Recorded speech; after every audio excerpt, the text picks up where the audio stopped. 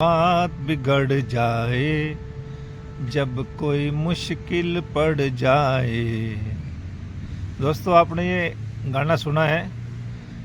इस गाने का यही मतलब है कि जब हमारे रिलेशनशिप में रुकावटें आ जाती हैं, परेशानियां आने लगती हैं, मुश्किलें आने लगती हैं, तो वो जो शादी के समय जो वादे किए गए थे वो टूटने लगते हैं। तो कुछ गुस्से का एहसास होता है, कभी बेवफाई लगती है, कभी किसी चीज़ की लत लग जाती है, कभी कोई ऐसा महसूस होने लगता है कि अब मुश्किल है जीना।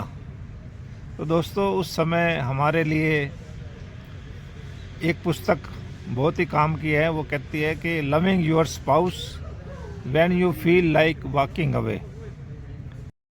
जब निराशा छा जाए, गुस्सा आने लगे, अलगाव की भावना पैदा होने लगे, तो दोस्तों उस दर्द को महसूस करना है, एक्सेप्ट करना है और प्रार्थना करनी है कि जो उम्मीद की कोई किरण बाकी है तो वो आपको रास्ता दिखाएगी। तो पॉजिटिव स्टेप्स लेने हैं। सबसे पहले तो अपना एटीट्यूड को ठीक करना है कि हमें पॉजिटिव फोकस रखकर उन बातों को नोट करना है कि उसका कारण क्या है, और फिर उसके बाद हमें रियलिटी को पता लगाना है, फैक्ट्स को पता लगाना है, इमोशंस को मैनेज करना है और अपने लविंग रिलेशनशिप को दोबारा से उसको एक्टिव करके ये सोचना है कि बातचीत को कैसे शुरू किया जाए। सबसे इम्पोर्टेंट है कम्युनिकेशन को बढ़ाना।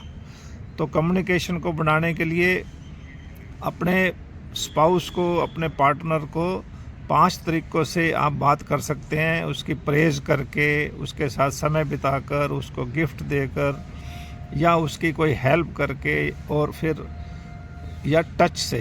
तो दोस्तों, ये पुस्तक हमें सिखाएगी कि हमें पॉजिटिव रहकर कैसे एक्शन लेना है।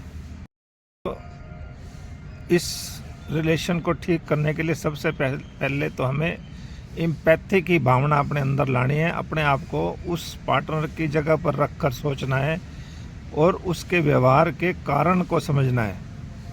दोस्तों, जजमेंट की बजाय हमें अंडरस्टैंडिंग की बढ़ाने की ज़रूरत है, धैर्य रखने की ज़रूरत है और होपफुल बनकर पॉजिटिव होकर सोचने की ज़रूरत है। चीज़ शुरू करने के लिए सबसे पहले तो जो अनमेट नीड्स हैं, जो उसकी इच्छाएं पूरी नहीं हो सकी, उस पार्टनर की वो इच्छाएं पूछें और ऐसे क्वेश्चन पूछें कि एम्पैथेटिक होकर बात करें और साथ में उसको जेंटली इनवाइट करें, उसके साथ समय बिताएं, उसके साथ ऐसी लैंग्वेज बोलें कि आपका प्यार बढ़ने लगे।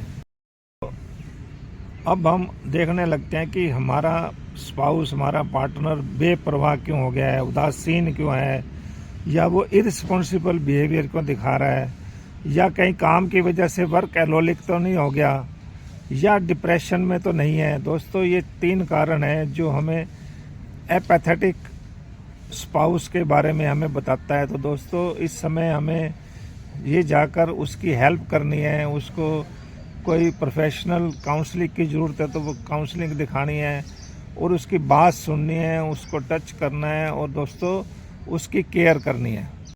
तो कई बार एब्यूसिव पार्टनर या एब्यूसिव स्पाउस है तो उस समय भी हमें बहुत पता लगाना है कि वो कंट्रोलिंग है, क्यों है, उसके पीछे का कारण, उसके फियर क्या है। हमें काम डाउन होकर उसकी बात को सुनना है और अगर वो वर्बली ऐसे बोलता है तो आपको उसको प्रति दुख जताना है और काम रहकर बात करनी है, गिफ्ट देना है, हग देना है और आई स्टेटमेंट का यूज़ करना है कि मुझे दुख होता है।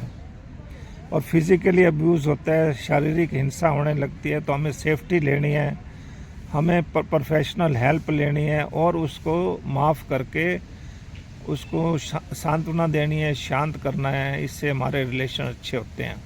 तो अनफेथफुल स्पाउस है या उसको किसी तरह की लत लग गई है तो दोस्तों उस समय ड्रग्स में है या नशे में रहने लग गया है, तो उसके लिए दोस्तों हमें फैमिली की तरफ से उसको कंसोल करना है या उसको प्रोफेशनल काउंसलिंग करनी है। और दोस्तों, ये देखना है कि उसके अंदर दोबारा से ट्रस्ट कैसे पैदा करें, उसको माफ़ करें, उसके अंदर हीलिंग लानी है, उसको केयर करनी है और उसको जिस तरह का भी उसका इलाज हो सकता है वो इलाज कराना है, ताकि वो इस चीज़ से निकल आए कि वो डिसकंटेंटेड क्यों है, उसकी क्या ज़रूरतें हैं।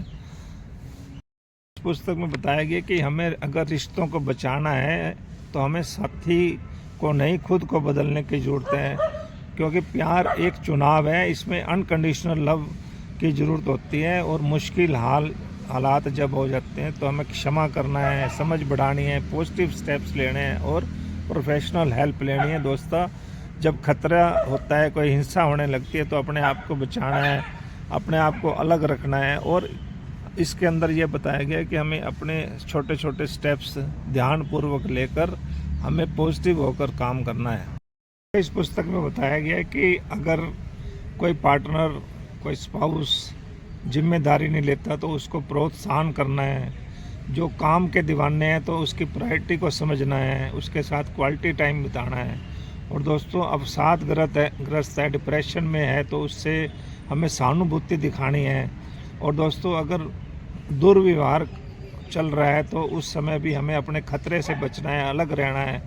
और दोस्तों, हमें अनफेथफुल स्पाउस है तो हमें दोबारा से ट्रस्ट पैदा करना है। कोई एडिक्टिव स्पाउस है तो उसके साथ समय बिताना है, उसको स्पोर्ट्स में लगाना है।